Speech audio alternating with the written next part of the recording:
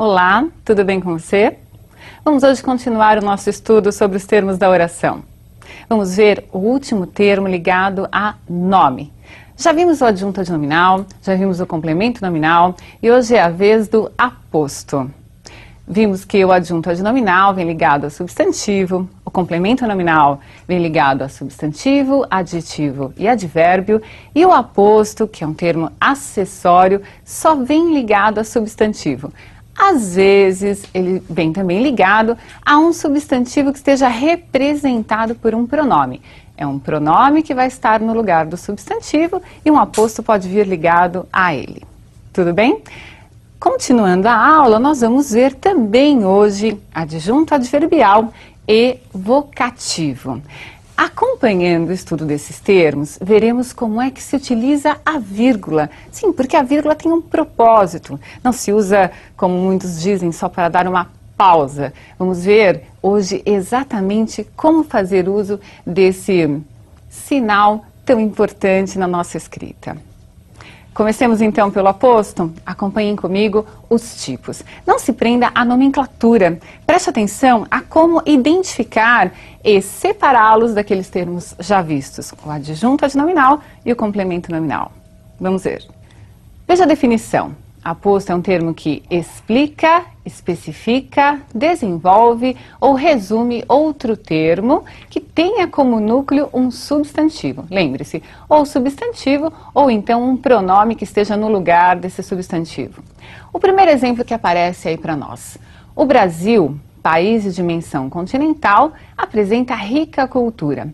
Vejam que nós temos aí em amarelinho uma explicação sobre o Brasil. Estamos ampliando o significado do termo, do substantivo Brasil. Quando eu falo em termo, eu estou falando no sujeito. Veja, o Brasil representa aí o sujeito. Brasil, a palavra Brasil é núcleo desse sujeito. O termo que veio depois, não é? País de dimensão continental, simplesmente amplia o significado do substantivo. Entendido? Continuando, então. Observe o segundo exemplo. A Avenida Brasil localiza-se na Zona Sul. Bom, poderia ser aí a Avenida Rebouças, eu poderia dizer a Avenida dos Maracatinhos, mas eu tenho aí a Avenida Brasil. Não é uma avenida qualquer, eu estou dando um nome para essa avenida. É um nome próprio, um substantivo próprio. Não confunda esse substantivo Brasil, que está especificando a avenida, com o adjunto adnominal. Por que não, já que ele vem ao lado do nome? Porque o que nós temos aí é um nome especificando outro nome. Um substantivo próprio especificando um substantivo comum, avenida. Se eu dissesse, por exemplo, o aluno Marcelo gostou da aula, Marcelo seria um nome próprio especificando, por exemplo, um nome comum, aluno. Entendido? Vamos a mais um exemplo. Visitamos diferentes lugares. Quais são esses lugares? Museus, igrejas, praças e feiras populares. Observem que diferentes lugares exercem a função de objeto direto. Eu poderia parar por aí a oração, mas que tal enumerar, colocar elementos que deixem mais claro essa informação que o substantivo lugares traz nesse período? Então, colocam-se 2 pontos e aí vem a enumeração. Quais são os lugares? Museus, igrejas, praças e feiras populares. Esse é um aposto enumerativo. Lembre-se que vocês encontrarão outros nomes, não é? Nem sempre aparece desta forma, aposto enumerativo. Mas essa nomenclatura, apesar de haver aí uma discordância dos gramáticos, não é? Ela servirá como um guia para você identificar. O vestibular não pede para você classificar o tipo de aposto, mas para você identificar que ali há um aposto. Ficou claro? Por exemplo, você pode encontrar numa gramática aposto resumidor ou aposto resumitivo. Qual dos dois eu vou seguir? Não se preocupe com isso. E essa nomenclatura ela é realmente variável. Bom, vamos ver esse último exemplo. As dificuldades, as críticas, a incompreensão, nada o fez desistir.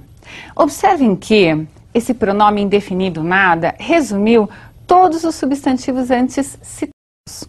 Nós tínhamos um sujeito composto, as dificuldades, as críticas, a incompreensão.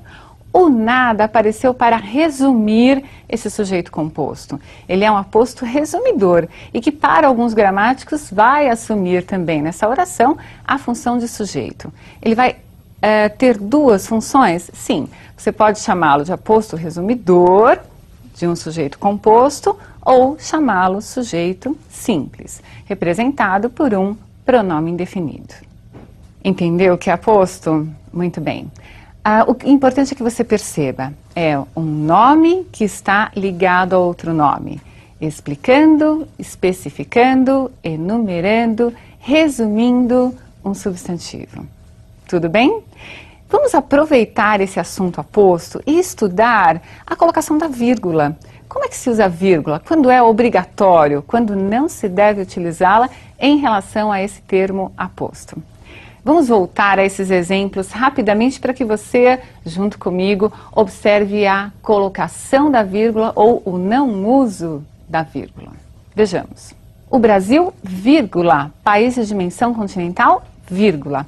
Todo aposto explicativo será virgulado, quer dizer, virá ou entre vírgulas ou separado, né? Supondo que fosse um aposto que viesse ao final da oração. De qualquer forma, ele estaria separado do substantivo ao qual se refere por uma vírgula, já que ele é um termo acessório que foi colocado como um acréscimo ao termo principal, que é Brasil. Vamos ao próximo. A Avenida Brasil localiza-se na Zona Sul. Vejam, nós não separamos por vírgula Avenida e Brasil. Já que se está especificando um nome comum, colocando um nome próprio, não há por que separar um substantivo comum do substantivo próprio que dá nome a esse substantivo comum. Então, aposto especificativo nunca virá separado por vírgula do termo a que se refere. Ficou claro para você? Vamos ao outro tipo de aposto. Vocês perceberão que o aposto enumerativo vem após dois pontos. Como ele é enumerativo, pressupõe-se que haja mais de um elemento, mais de um substantivo. Então, é uma enumeração, veja. Museus, vírgula, igrejas, vírgula, praças e feiras populares. Para se separar os elementos que compõem essa enumeração, a vírgula aparece. Antecedendo ao aposto enumerativo, vai haver ou dois pontos, e pode ocorrer também de aparecer um travessão. Mas separando os elementos dentro do aposto enumerativo, as vírgulas estarão presentes. Último exemplo, observem. Temos uma enumeração no início, as dificuldades, vírgula, as críticas, vírgula, a incompreensão. Nesse caso, as vírgulas não vieram separando termos que compõem um aposto enumerativo. Você está percebendo, e eu já disse, que se trata aí de um sujeito composto. Então, os núcleos estão sendo separados por vírgula. Agora, no momento em que se foi colocar o aposto resumidor, a vírgula apareceu para indicar o nada não é uma continuidade de dificuldades, críticas e incompreensão, mas é um termo colocado a mais, uma palavra que foi colocada a mais para resumir os termos antes citados. Então, vamos lá. Sempre antes do aposto resumidor, que é representado por um pronome indefinido, vai aparecer a vírgula. Entendido?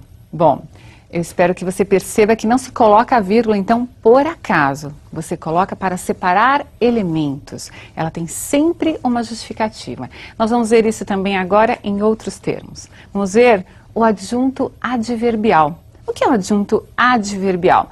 Você se lembra de quando eu falei do adjunto adnominal? Ad, nome, ao lado do nome. Agora ele é adverbial, advérbio. Ele não vai estar necessariamente ao lado de um verbo, mas ele se refere a um verbo que esteja presente ali na oração. Em toda oração há verbo ou locução verbal. Às vezes se refere à oração inteira e pode acontecer também de um adjunto adverbial intensificar um adjetivo presente na oração ou intensificar um próprio advérbio.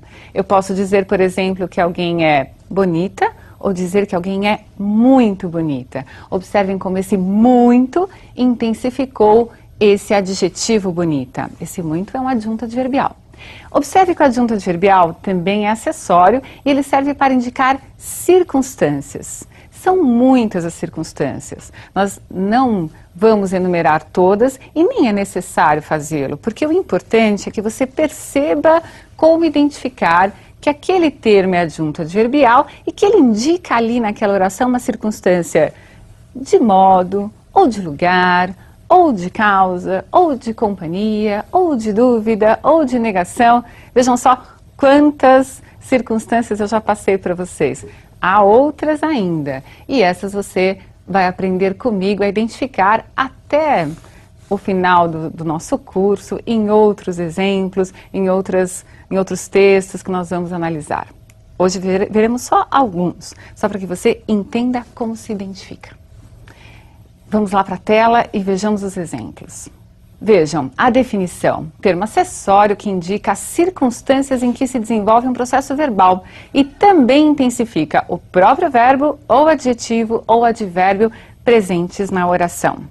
Vejam, ontem ele chegou cedo à escola. Ontem é uma indicação de tempo, uma circunstância temporal. Quando ele chegou? Agora, ele chegou cedo, também estou me referindo a tempo, a um momento. E aonde ele chegou? Ele chegou à escola. Estamos falando também do lugar. Mais uma circunstância em relação ao verbo. O outro exemplo.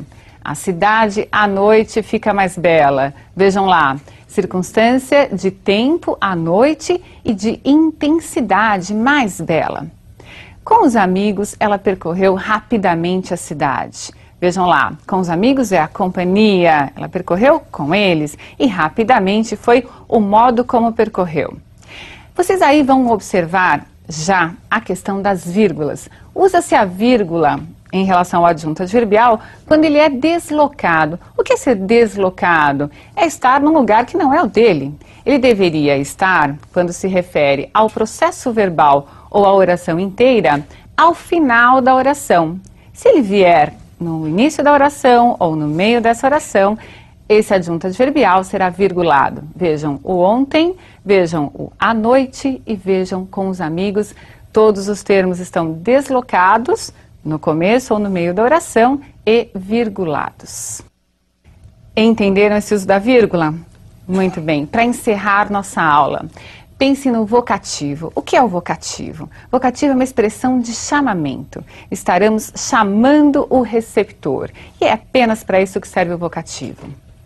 O vocativo é um termo independente da oração. E por ser independente, será sempre virgulado, seja no começo, no meio ou no final da oração. O mais importante, não confunda vocativo com sujeito. Veja os exemplos. Querido aluno, leia sempre. O sujeito é oculto, leia você sempre. Querido aluno, fico feliz com o seu sucesso. Eu fico feliz. Vocês perceberam? O vocativo, mesmo que viesse ao final, seria isolado pela vírgula. Ele é um termo independente, por isso sempre virgulado. Ficou claro para vocês? Aprendemos então na aula de hoje os termos aposto, adjunto adverbial e vocativo e o uso da vírgula em relação a esses termos. Espero você na próxima aula e um grande abraço.